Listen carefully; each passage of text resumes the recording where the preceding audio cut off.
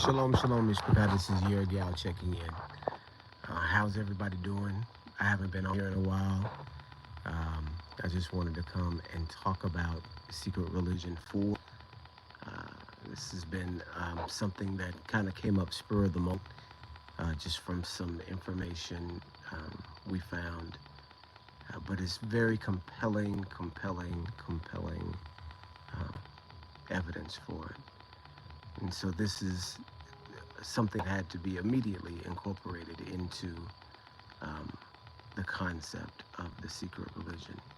And if you guys have been following along, we've identified the secret religion as the belief aliens.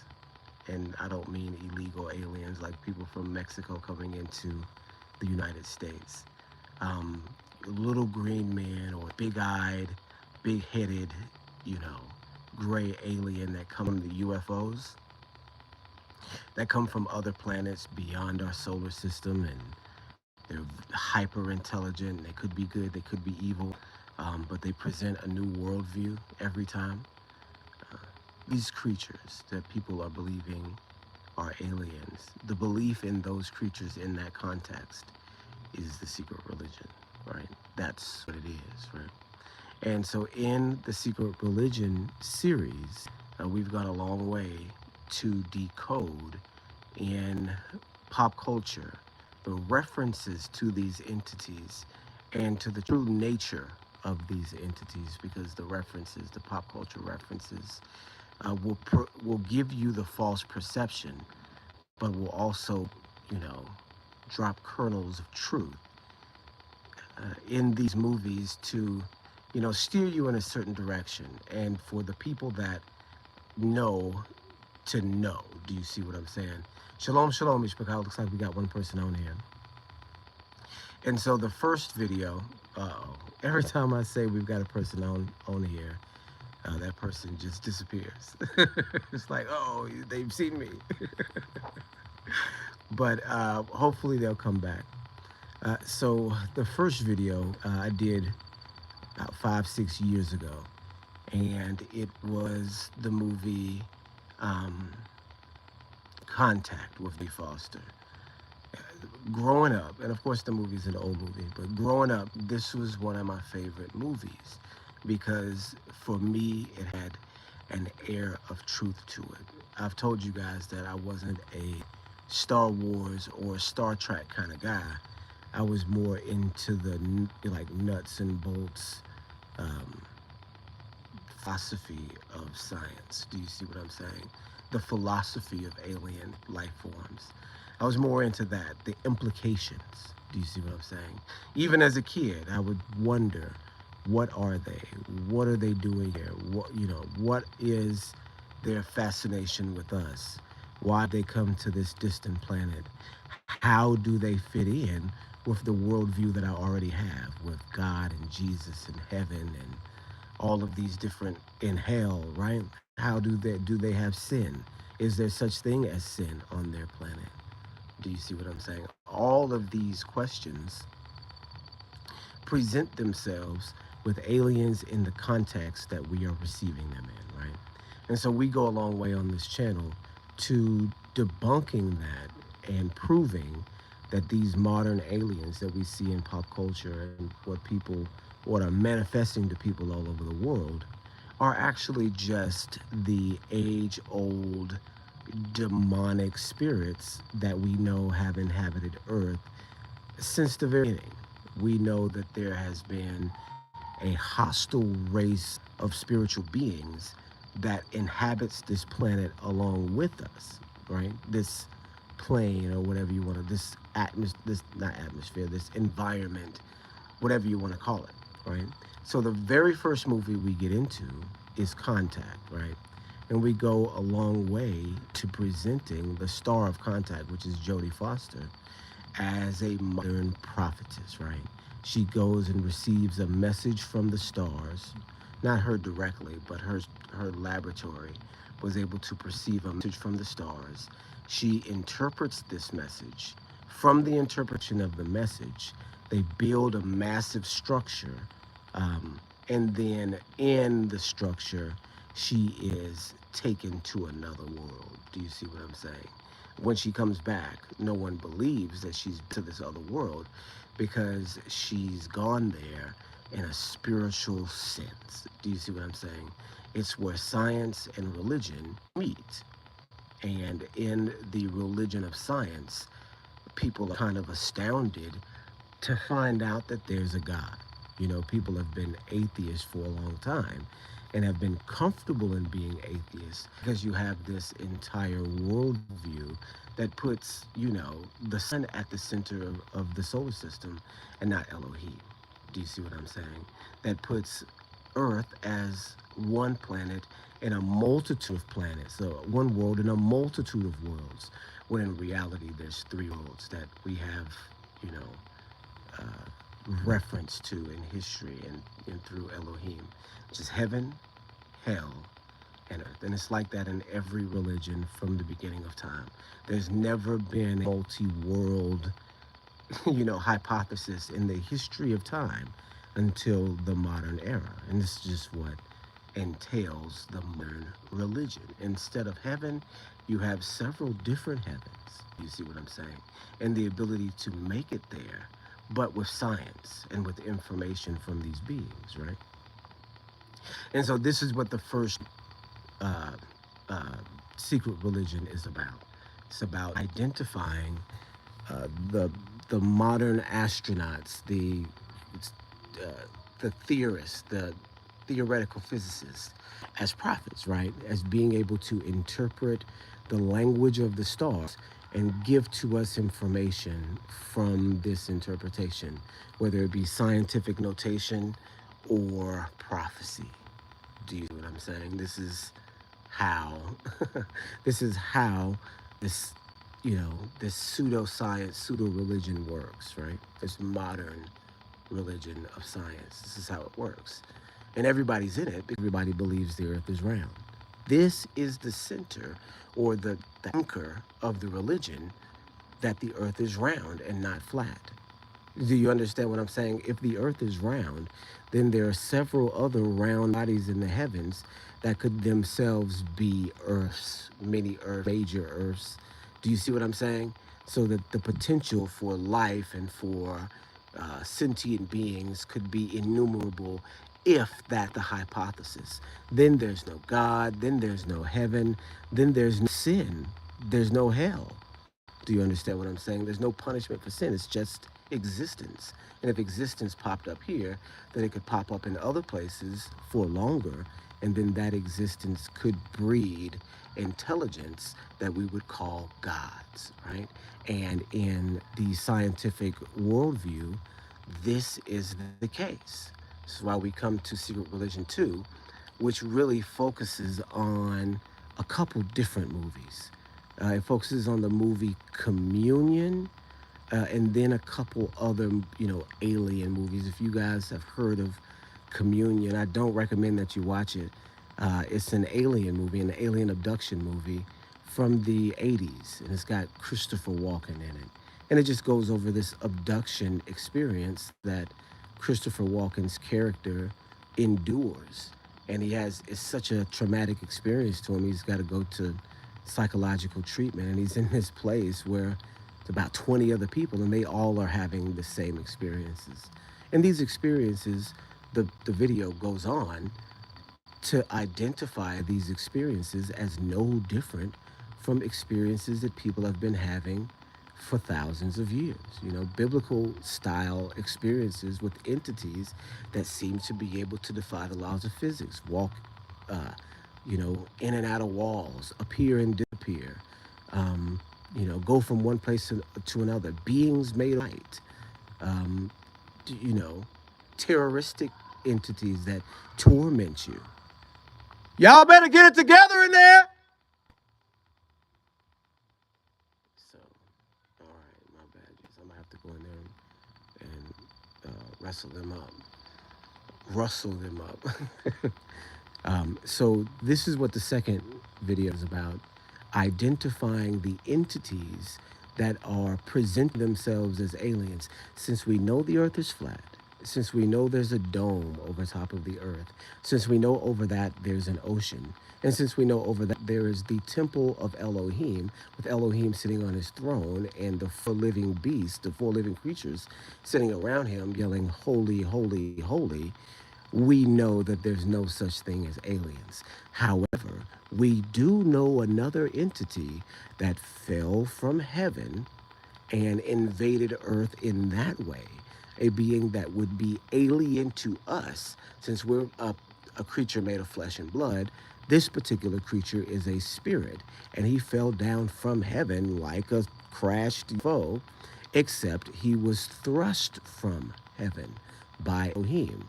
We know his name is Shaitan. He is the adversary, right? We know him as an evil entity that lives for tormenting humans in many different ways, psychological ways, right?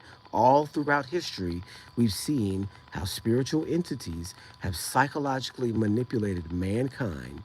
And now, here in this modern era, we have a non-belief of physical entity, of immaterial entities, spiritual entities, but then a presentation of a fleshly entity that is calling itself a god, right? That falls from heaven and presents itself to you as a superior being. Do you see what I'm saying?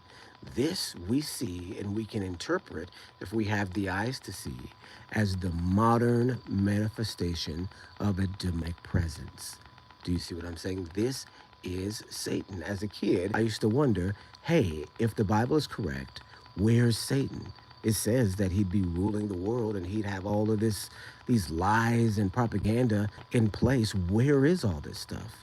I mean, we understand that the earth revolves around the sun. We understand that, evolution is where we come from, and we understand that God made all those things start. We understand that there are aliens in the world and all of these other scientific notions, but where's God, right? And little did we know that these, what we believe to be scientific notions, I said, where's God? Where's Satan, right? Where's Satan? We know now that these scientific notions that we've believed in our entire life have been the philosophies of Satan, not the philosophies of Elohim, the philosophy of Satan, right? The counterculture to disprove, quote unquote, debunk the biblical understanding of the world. Earth comes the option for other round planets that have life, and then the option for life that's longer living than us. So the option for gods, right? Aliens as gods again. And so when we get into that second video, it identifies them based on the information that we have from people who have been eyewitnesses to these occurrences for thousands of years, to identify these entities of the past, which we know to be demons, as the same entities in the future, just come under a different and new context in order to psychologically manipulate the world into believing what they have to say, with no threat of identifying them as demonic entities, right? If you don't believe in God, if you believe that there's no heaven, if you believe there's a multitude of planets, a multiverse, right? If you believe if the earth is round, all of these things come from Shaitan. And then when these entities, or the rumors of these entities, show up, right? Then now we have a whole different context to accept these entities as not as demons, but as ambassadors of the galaxy. Do you see what I'm saying? This is what the second secret religion 2, this is what it goes into. Identifying the aliens as demons. Without a doubt, historical fact that the demons of old are the aliens of today. And the new context they're in is the new lie that they've given. Do you see what I'm saying? So in the third video, we go deeper into that concept, into identifying that these quote unquote aliens that we thought of as having these big eyes and big heads, or however you thought an alien was to look, according to the actual accounts from people who have quote unquote been abducted. They're seeing these creatures that look like owls, that are changing their shape into owls, that are appearing as owls and then changing into something else, right? And we see from ancient times that the owl has been, the screech owl, the barn owl, has been a symbol of demonic presence going all the way back to the Sumerians, right? Even the movies that we analyzed in Secret Religion 3, one of them was The Fourth Kind. I don't know if you guys have seen it. It's an alien abduction movie, right? But the aliens in The Fourth Kind speak Sumerian, right? And they come to people as owls. The big-eyed, gray-skinned alien that we call a gray, right, is actually an owl-faced entity with, the big eyes like an owl. Just an owl-human mix. We know from mythology that the creatures with the animal heads were the ancient gods, right? They were the ancient entities that people would worship. And we know from 1 Corinthians chapter 10 that the Gentiles, the things that the Gentiles worship, the things that the Gentiles sacrifice to are devils. So that makes, and we're not supposed to use the name of the other entities, but in this teaching context, we'll just say them. But that makes Zeus a devil. That makes Mercury a devil. That makes Aries a devil. Do you see what I'm saying? Name any of the names of the ancient gods or anyone that they name the planets after these ancient gods, but they're devils. That's what they are, according to 1 Corinthians chapter 10, to Genesis chapter 32. They're devils, right? Do you see Genesis chapter 32? It's Deuteronomy chapter 32. So we recognize the pattern, in modern society as coming from an ancient context. And this is this devil entity that took a third of heaven down with him, and now they inhabit the earth. Remember, we were talking about where are they? This is where they are. They are the alien culture, the belief in aliens, the movies about aliens, the implications of aliens. These are all doctrines of devils. Do you see what I'm saying? Lead you into a situation to where if they were to show up, you are already treating them not as the devils that they are, but as godlike entities or leadership entities, right? Just because they've been portrayed in modern media. These are the doctrines of devils. And this is what we identify in Secret Religion 3. And so in Secret Religion 4, this is the video that we just put out. We go the very next step into identifying the things that people are seeing and are calling UFOs. And now this is where it gets really, really, really interesting. Do you see what I'm saying? Because we've always imagined UFOs as being ships piloted by these aliens that have been able to, cross um, spans of time and, like Star Trek, Star Wars, right? These planes that can shoot into light speed, right? And get from place to place, from planet to planet. This is what we've, assumed that these flying saucers were. But in actuality, y'all, before people thought they were aliens, they thought they were animals. Do you understand what I'm saying? Not because people didn't believe in aliens at the time. This is 100 years ago when people started seeing these things, and then reporting them in the modern day. Not that they didn't believe in aliens at the time. People believed in aliens 100 years ago. There's, writings and, of all sorts of craziness that people would begin to believe in. Not that they didn't believe in aliens. They just were looking at something that didn't seem like a craft or a ship. They were looking at something that was breathing. You have some instances saying that these UFOs that they were seeing were breathing. Like they could hear breathing as the thing, the saucer, was passing by. Do you see what I'm saying? There's reports from bowed out from these things that are just looking at them. That looks like they're looking at them. A saucer in the sky look at someone and spit water at them. Do you see what I'm saying? It doesn't seem like a spaceship. It seems like something else. And when you do the digging, when you do the research, you find out that in the Bible you have these things which are described as being a wheel within a wheel, which is nothing other than a flying saucer. And if you read what these things were doing, they were standing next to other angelic creatures and moving and behaving as they did. When the angel would look one way, the flying saucer would dart in a bolt of lightning to that position. And when the angel would look another way, the flying saucer would dart to that position that he looked at in a bolt of lightning.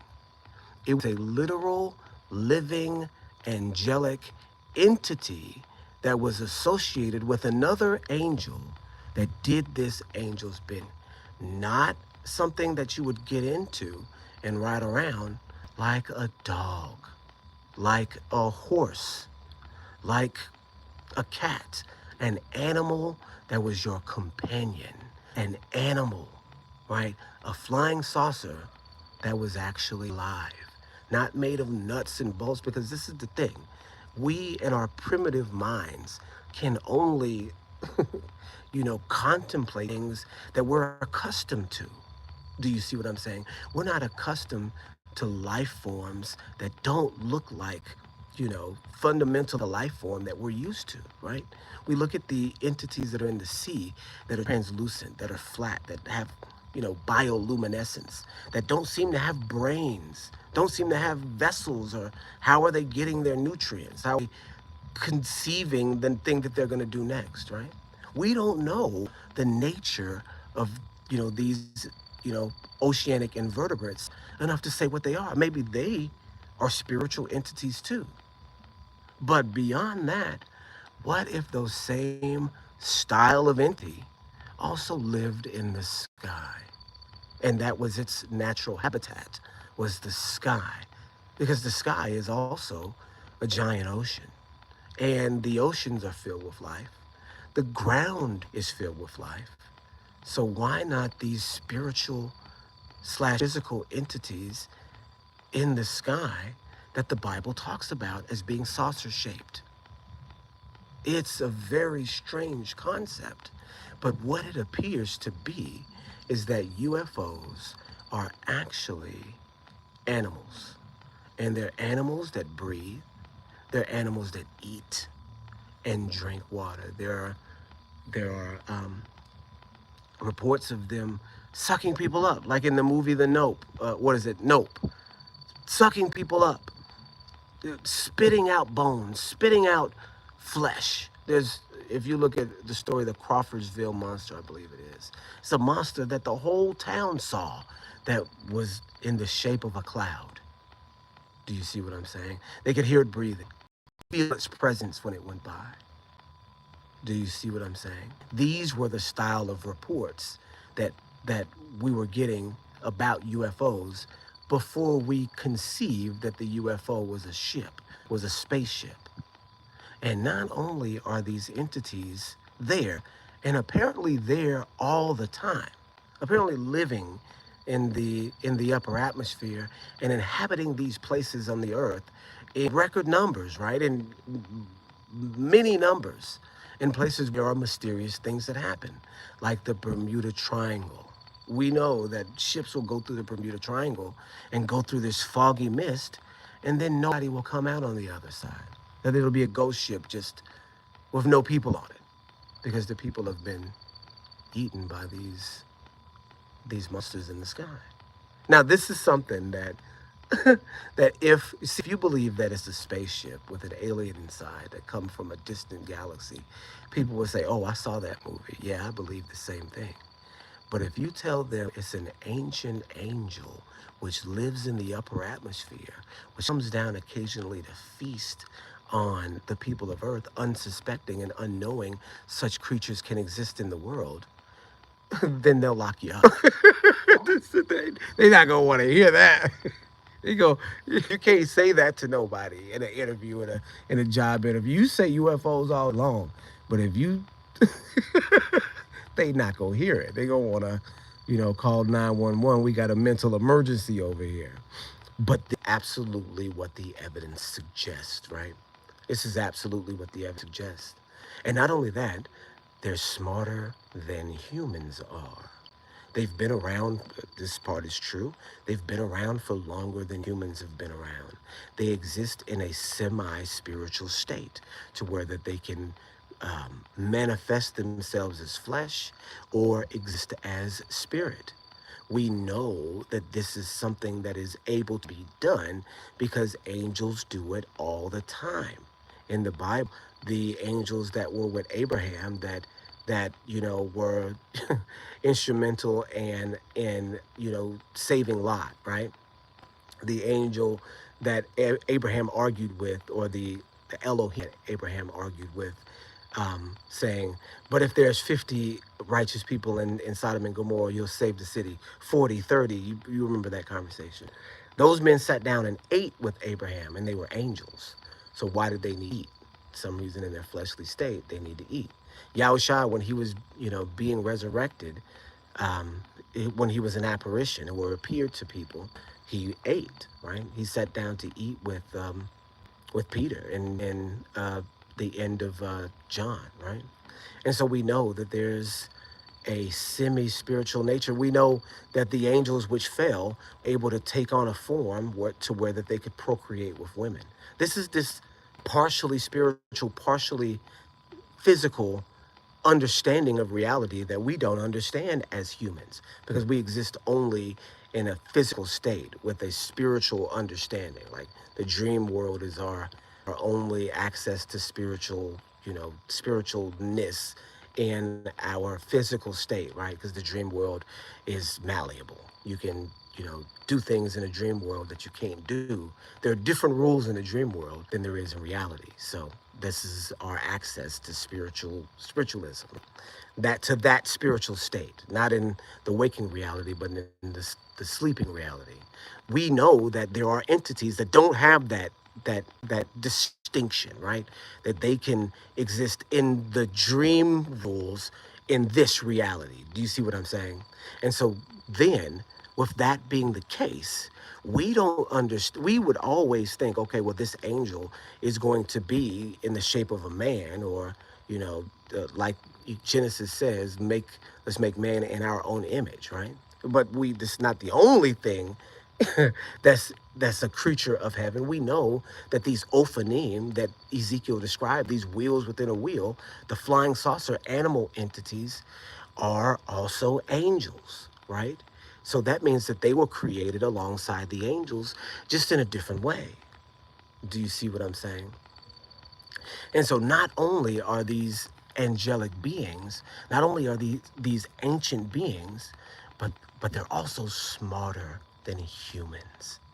Since they're this way, they've been this way, and we don't understand them still. They're able to camouflage being invisible. They're able to camouflage as a cloud. They're able to camouflage as a plane, with lights like a plane. They see the planes, and even though they're animalistic, even though they exist like a horse would, or a cow would, or a shark would, they perceive like a human would. And so they see the plane, and they have the ability of bioluminescence. This is how they hide sometimes. As sometimes you see the lights in the sky that are flashing, you think are planes, are not. They're going to be these entities. Do you understand what I'm saying? And if you watch enough of the movies, shalom, shalom, Ishmael. Shalom, brother. How you doing, Robert? I'm no C, man. I'm just now getting back on here. If you haven't checked out Secret Religion 4, go check it out. I remember, Robert, me and you talked about this a long time ago. Yeah, this is the first thing I thought of when I came into this information. I said, man, I talked to Robert about this probably 5-6 years ago, about these, UFOs that people are seeing, right? And so the thing is, people have begun, if you watch the movies, if you look at the culture, some of these movies, people are being abducted by aliens and they're saying that they want to go, right?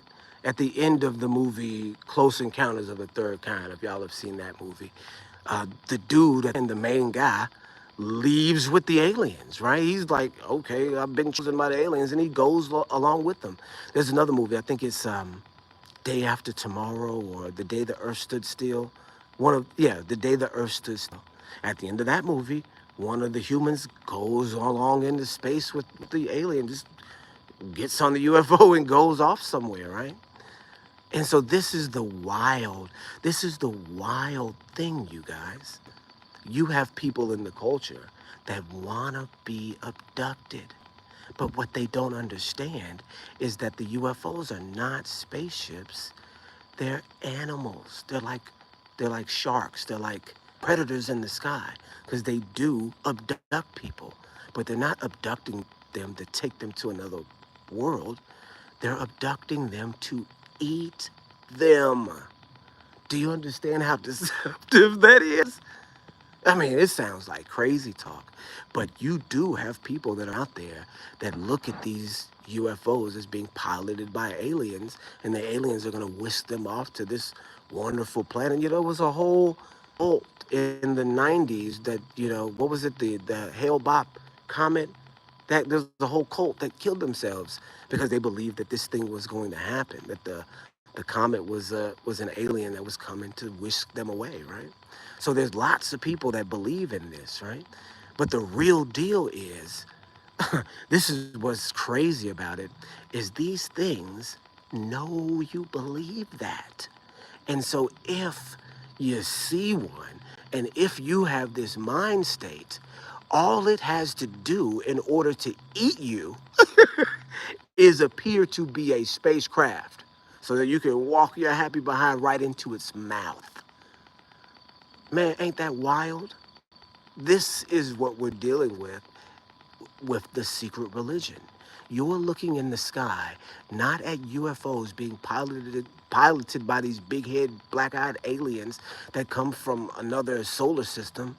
You're literally looking at an atmospheric entity, an angel that's carnivorous that wants to manipulate you into being eaten, whether physically, whether spiritually, or socially, or whatever.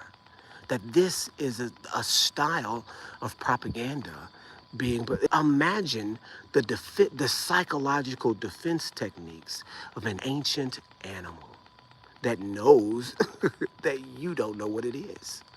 Do you see what I'm saying? It wouldn't have to talk to you. It wouldn't have to stalk you. It could psychologically get you to give yourself to it. Do you see what I'm saying? This is what we're dealing with in the modern era. And if you have been paying attention, UFOs have been in the news lately. They've come in they had a congressional report. This has just been a few months ago that basically outlines that what these Army pilots have been seeing, what these Air Force pilots have been seeing are real. That they are actually, they're calling them UAPs, unidentified aerial phenomena. They're not calling them UFOs anymore. They're calling them phenomena, not an object, but a phenomena. And this is a, hint at the truth because they know that they're dangerous angelic beings. They know that. Except now, they are introducing them to you as these other things. And so the final outcome of this is for them to openly say, here we are. Can you imagine that this is where the media is taking us? This is not something that is light matter because you can only be fooled by these creatures if you believe the earth is round, right?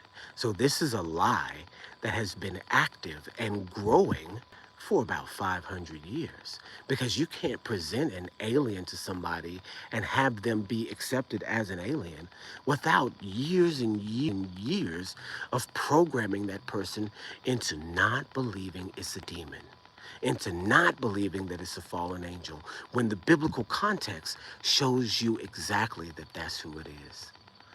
Do you see what I'm saying? The depth of the psychological programming that it takes to get you to believe that that's an alien and not a fallen angel means that you're in a religion. Means that if you believe that the earth is round, then you're in a cult. And that the god of the cult is the alien, right? That's it. This is the secret religion. If you believe in space and all of these things, you've got a reality check coming, because your God is on the way, right? Hey, you guys finished? Or did you get through chapter 2? All right, let's get started. Y'all go on in there. Go ahead and get it set up. All right. What's going on? I'm coming.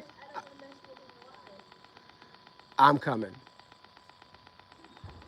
Okay, guys, I really wanted to do I wanted to do an explanation of the secret religion 4, because it's definitely a concept that people would miss, and that I missed for a long time. Of course, the Ophanim were clearly, you know, flying saucers, but it was the movie Nope that really lays it all on the line for you to see that this is not a flying saucer, that is a alien piloted craft. It's actually an animal itself, and it behaves like an animal. It hunts, it feeds, it excretes waste, it drinks water, right? We have reports of these UFOs dipping down onto the water and like tapping the water like a rock skipping across the water surface. You have reports of them being seen all over fresh waters, so that like they need fresh water for some reason. So they're coming down to drink, right? If they're coming down to this level, they're coming down to get something to drink. They live in the sky all the time. Ephesians says that the devil is the prince of the power of the air. So what power is in the air that we don't know about? Is he talking about lightning? No, no, no, no, no. It says in another place in Ephesians that we wrestle not against flesh and blood, against powers, against principalities, against the rulers of darkness in heavenly places. What rulers of darkness in heavenly places? Oh, the ancient Ophanim that live in an environment in the sky that are so strange a creature that you have no concept of a creature being able to be in this fashion, right? If you look up in the sky and you see something that looks like a saucer but glowing and shooting lights, then your frame of reference is alien spacecraft, not an amoeba of an angel that is looking at you as a snack, and that perceives that you perceive him and don't know what he is, and so pretends to be a spacecraft until you go up trying to get into it, and then it eats you. Do you see what I'm saying? This is Secret Religion 4. This is the the backdrop to the future reality that is coming your way. And if you don't understand what it actually is, you could literally be eaten. All right, you guys, that's all I got for right now. But this is a fascinating topic. I think I'm going to bring it back up and we'll have continued discussions on the implications of what it means that UFOs are actually alive and that they've been presented to us in this false scenario this entire time, and to just flesh out the topic to show you guys the reality of the situation, right? And this is an old thing of these creatures being, you know, living in the sky and coming down and interacting in these certain ways, and people not knowing how to deal with it. But an ancient problem, right? Okay, you guys, that's all I got. Shalom, shalom.